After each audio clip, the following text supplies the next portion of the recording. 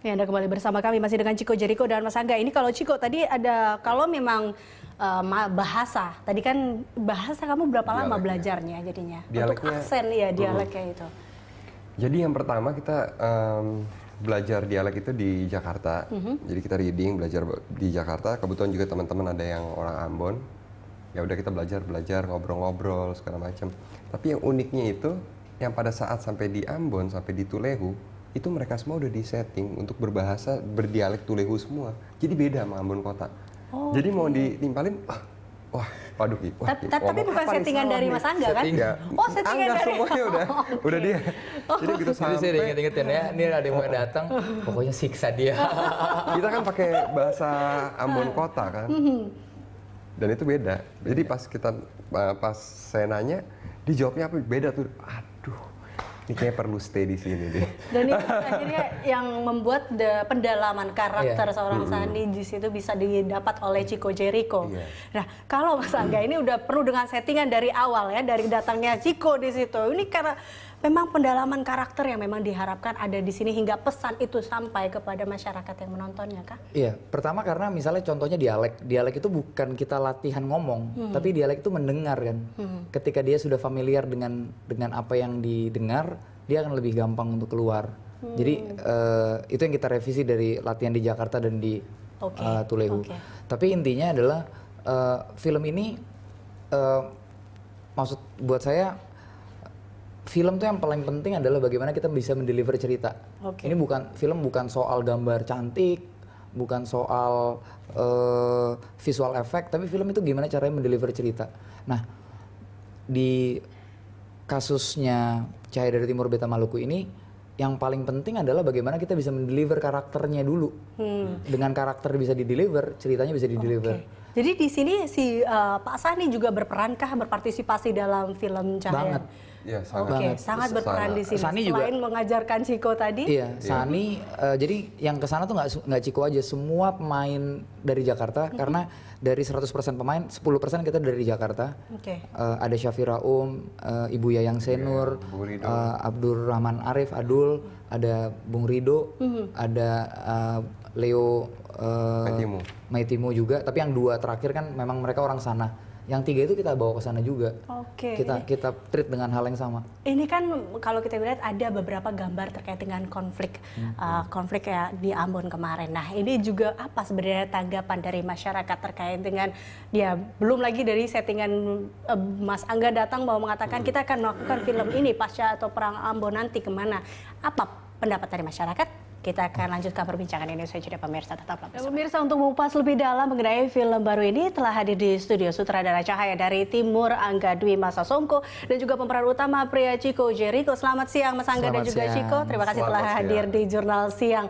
Tadi kita lihat beberapa adegan dari film Cahaya dari Timur Beta Maluku ya. Nah, ini kalau saya ke Mas Angga sebagai sutradara, Anda melihat di sini ada sosok yang bernama Sani Tawainela. Nah, ini kan apa yang menarik dari sosok ini? Karena kalau kita lihat film ini diangkat dari kisah nyata kan, dan apa yang membuat menariknya sosok seorang Sani Tawainela ini? Jadi Sani ini seorang tukang ojek. Saya ketemu dia tahun 2007 waktu saya lagi bikin dokumenter. Saya pergi ke Ambon, lalu saya ke Tulehu sekitar 30-40 kilo dari Ambon. Terus untuk ada di sana, saya butuh ojek untuk muter-muter. Saya sewa motornya Sani selama 10 hari. Nah, 10 hari itu kita banyak ngobrol karena makan pagi, makan siang, makan malam, muter-muter. Dan ketemu dia terus tiap harinya. Karena saya dibonceng dia terus kan. Di situ dia cerita tentang kehidupan dia, mulai cerita tentang keluarganya, dan sampai satu hari dia cerita tentang masa-masa konflik di Ambon dan apa yang dia lakukan. Pertama, sebagai seorang filmmaker, sense saya langsung ngerasa, wah cerita ini film material sekali gitu. Maksudnya ceritanya punya alur yang kuat sebagai sebuah film tanpa harus didramatisir. Malah waktu penulisan skripnya, momen-momen dramatis banyak yang harus dikurangin supaya nggak over dramatik gitu. Karena sebenarnya cerita asli lebih dramatik lagi. Nah, berarti itu kan pertemuan di 2007. Nah, itu karena pertemuan tidak sengaja mungkin ya, atau jodoh antara Mas Angga dengan Mas Sani hingga akhirnya terciptalah film ini. Tapi ide awalnya memang dari film ini tuh apa sih yang ingin mungkin disampaikan oleh Mas Angga juga ke Ya, masyarakat? Kita ngelihat film ini, cerita yang simple.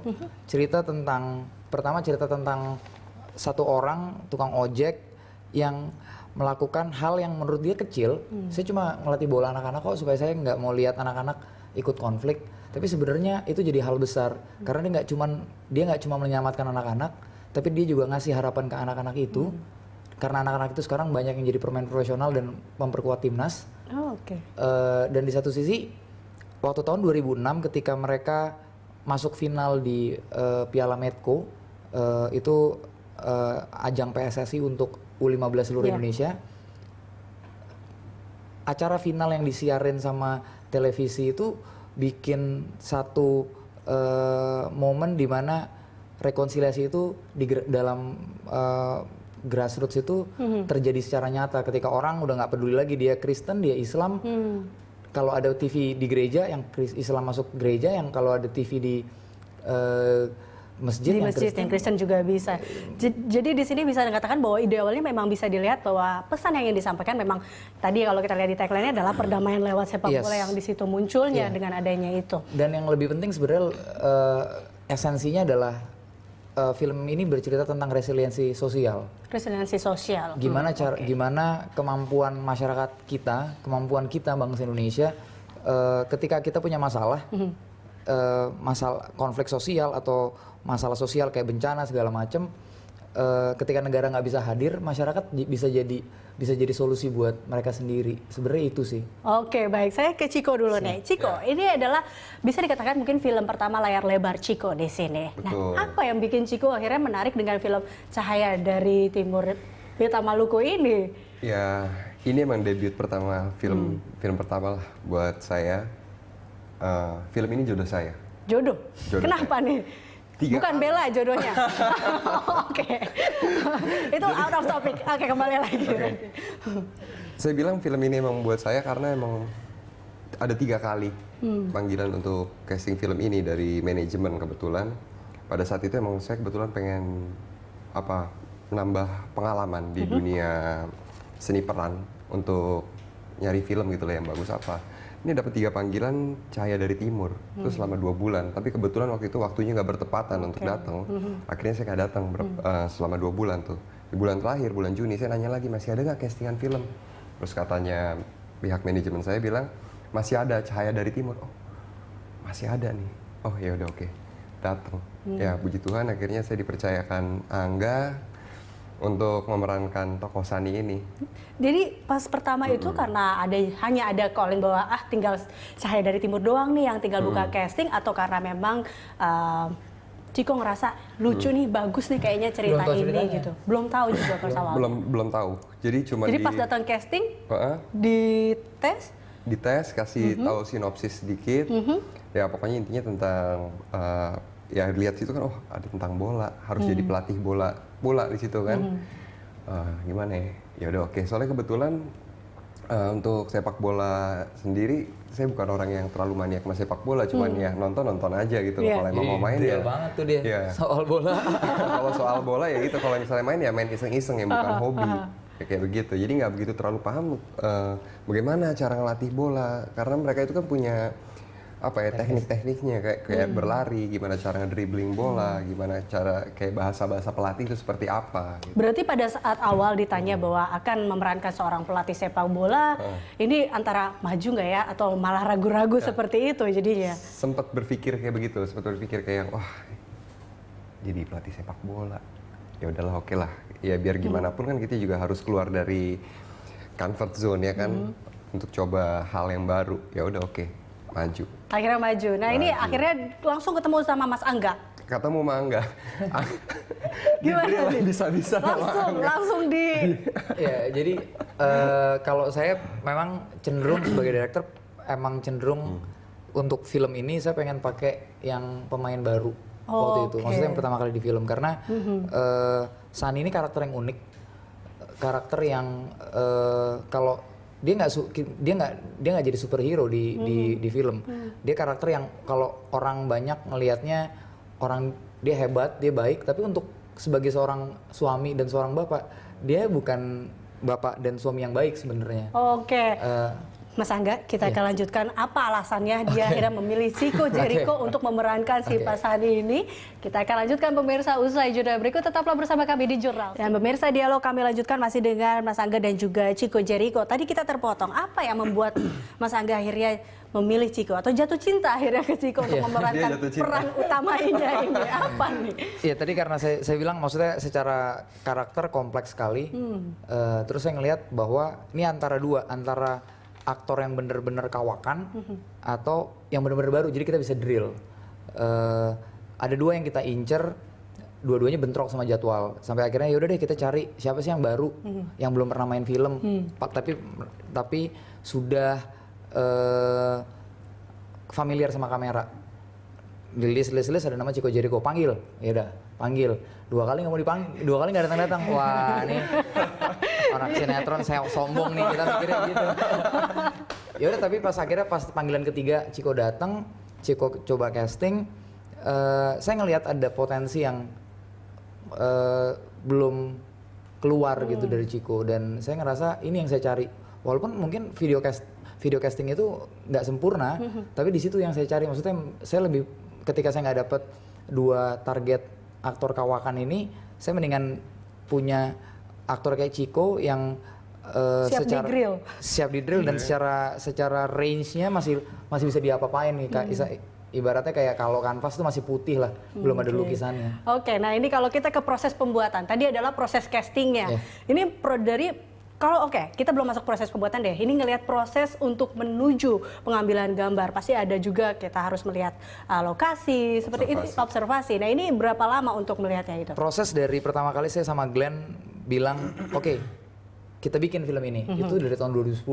2010? Jadi total 4 tahun lebih. Luar biasa, berarti perjalanan yang begitu panjang ya. Karena pertama, ini bukan film yang kecil, jadi kita butuh budget yang lumayan besar. Terus sekarang melibatkan ribuan orang.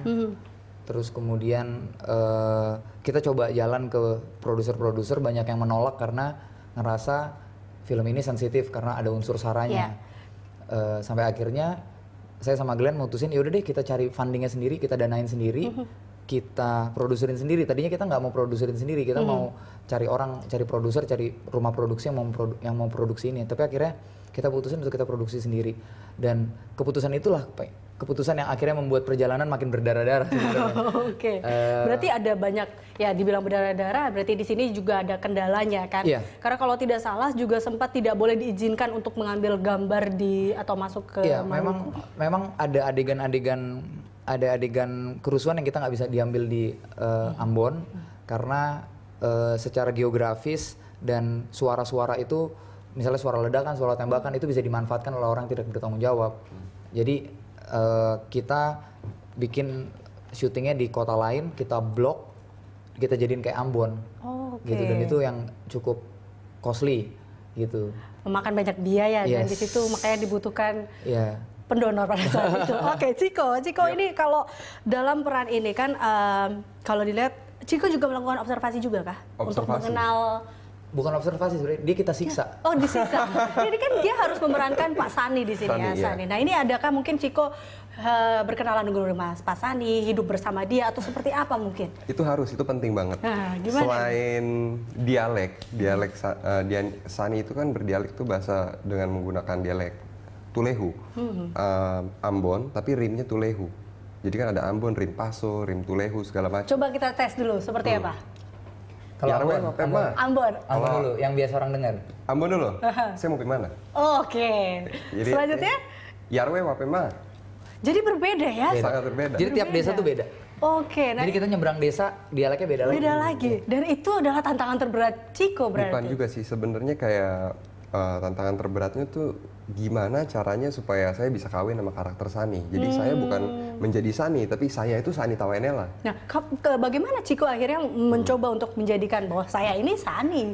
Nah, waktu itu kebetulan emang ada observasi. Jadi sebelum mulai reading segala macam, Saya ke Ambon untuk Jadi kita melakukan kirim. observasi. Saya tinggal di sana, saya tinggal di rumah Sani, saya tinggal di rumah kakak Upi, kebetulan di sana. Terus saya tanya, pada saat itu, apa aja sih yang Sani alamin, ngobrol banyak sama Sani, terus perhatiin cara Sani jalan. Terus pada saat itu emang kebetulan Sani kan pekerjaannya tukang ojek. Saya sempat mangkal di pangkalan ojeknya, saya sempat bawa motor ojeknya. Sempat saya narik juga jangan Ya, dia. Oh, ada yang mengenali, ada yang beberapa orang nggak kenalin. oke. Jadi waktu itu kita memang kirim Ciko 10 hari 10 hari. ke Tulehu. Terus balik lagi, 2 kali loh. 2 kali. Jadi tapi 10 hari itu dompet, handphone kita tarik. Iya. Oke, jadi dia Dan memang nggak kita kasih duit, Nggak. kita taruh di rumah warga. Pokoknya nih baju, nih Tulehu, cari hidupnya sendiri. Tapi itu penting sih karena supaya dapat feel-nya kan. Oke. Karena apa yang dialamin Sani pada saat itu, ya saya nggak tahu gimana perasaannya, gimana Sani ngeliat orang kena tembak, gimana Ciko ngeliat orang kena tembak itu pasti beda reaksinya. ya. Dan gimana cara Sani sedih karena ngeliat orang kayak begini, gimana cara Ciko sedih itu pasti beda. Ini kalau dilihat Mas Angga sebenarnya mau pendalaman karakter atau apa hingga akhirnya Ciko ditinggal begitu saja Makanya itu di dia. Tulehu. Karena dia masih, ya saya bilang karena range-nya, Ciko nih range-nya masih lebar nih sebagai seorang aktor. Jadi waktu itu saya bilang sama teman-teman produksi, kita jangan observasi. Kalau observasi kan Ciko lihat, udah tanam aja dia di situ. Biar dia berasa Iya. untuk menjadi seorang Dia Sani tanam ya. di situ, nggak perlu tahu dia makan apa, nggak perlu tahu dia tidur di mana, mau tidur di masjid, mau tidur di pasar, kita nggak peduli. Pokoknya tanam dia di situ biar dia ngerasain apa yang menjadi Sani, bukan melihat tapi merasakan, kan beda. Oke. Kalau observasi dia datang tinggal di hotel, dia ngobrol, itu nggak dilakukan sama dia. Jadi ada satu kejadian, dia sampai marah ke kita waktu pulang, gila, gue tidur. Pas gue jatuh dari tempat tidur, gue lihat di bawah tempat tidur dia isinya parang. Parang banyak gitu. Itu paling Buat- lucu. Ya, itu gimana? Jadi Bangun tidur, kan ada sendal, mau pakai sendal tuh kan pagi-pagi, set, masuklah sendalnya ke bawah tempat tidur. Jongkok dong, set, begitu mengambil sendal, itu diam sempat syok. Kok ini senjata semua? Langsung diam, iya ini tempat senjata semua. Tanya lah ngobrol, kakak itu apa dibuat tempat tidur, kok banyak senjata? Itu sudah biasa. Jadi nanti kalau tiba-tiba ada penyerangan atau apa, ya keluar semua rame-rame tuh. Dalam hati kan ya kaget juga, wah oke. Dikirim perang nih. Iya, itu kan berarti kan mental juga dipersiapkan di Iya. situ kan, karena melihat apa yang akan terjadi dan apa yang akan terjadi Walaupun juga sudah nggak damai tahu. ya. Udah aman sih, tapi walaupun sudah sudah aman. aman, tapi kan pada kenyataannya mereka masih menyimpan itu Iya. gitu kan. Sebagai jaga-jaga. Jaga. Sebagai Jaga-jaga, jaga-jaga iya. dan Ciko 2 kali akhirnya pergi ke Tulehu. 2 kali, yang pertama 10 hari, yang pertama kali seminggu. Seminggu. Itu yang seminggu juga sama, nasibnya juga ditinggal tanpa handphone Iya. dan uang. Oke, ini antara keterlaluan atau bagaimana ini, tapi kita akan lanjutkan perbincangan ini. Menarik dan pemirsa, tetaplah di Jurnal Kembali dalam dialog pesan perdamaian lewat sepak bola. Mas Angga, tadi kita terhenti dalam apa pendapat dari masyarakat di sana ketika memang film ini akan ditayangkan atau mengupas atau sedikit orang bilang membuka luka lama dengan adanya konflik di Ambon itu. Ini yang menarik selama pengalaman kita dari 2010 berusaha membuat film ini, bahwa ketakutan soal luka lama itu cuma ketakutan perspektif orang yang ada di jauh dari Ambon, ada di Jakarta. Tapi untuk orang-orang sana mereka seneng, kita nggak sama sekali nggak pernah mendapat sebuah resistensi, not even one. Oke, berarti mereka cukup mendukung Dari dengan mulai ini pemerintah, militer, polisi, semua mendukung. Kita di sana dapat support yang luar biasa sampai hari ini, dapat support yang luar biasa karena mungkin ada kesadaran bahwa kita jadi masyarakat nggak perlu takut sama luka lama, bahwa luka itu harus diobatin dan luka itu harus diingat supaya kita nggak terjadi luka lagi gitu loh. Dan ya buat saya film ini berusaha, kita tidak mau menggambarkan konfliknya, kita nggak cerita tentang bagaimana konflik terjadi, tapi kita mau cerita bagaimana konflik selesai, bagaimana perdamaian ya, bukan bagaimana konfliknya dimulai. Sudah terlalu banyak orang yang bicara tentang bagaimana konfliknya dimulai, kita mau bilang ini bagaimana konfliknya didamaikan. Dan ketika kita bicara tentang konfliknya didamaikan, maka message-nya lebih universal. Nah, konflik didamaikan salah satunya dengan sepak bola yang ingin disampaikan di sini. Dengan sepak bola, dengan kegigihan masyarakat, dengan kesadaran masyarakat, dengan resiliensi itu. Ini mengambil tema juga ada sepak bola di dalamnya dan akan tayang pada 19 Juni ini, dekat-dekat Piala Dunia nih. Apa memang sengaja karena dekat Piala Dunia atau seperti apa? Supaya euforianya pas. mungkin. Supaya euforianya pas, karena kita pengen juga film ini bisa ditonton karena ini film keluarga. Ini bukan film dewasa, karena banyak anak-anak dan ceritanya juga kita ukur supaya ini bisa jadi film keluarga. Dan sebenarnya bukan karena juga Piala Dunia, karena pas lagi liburan sekolah.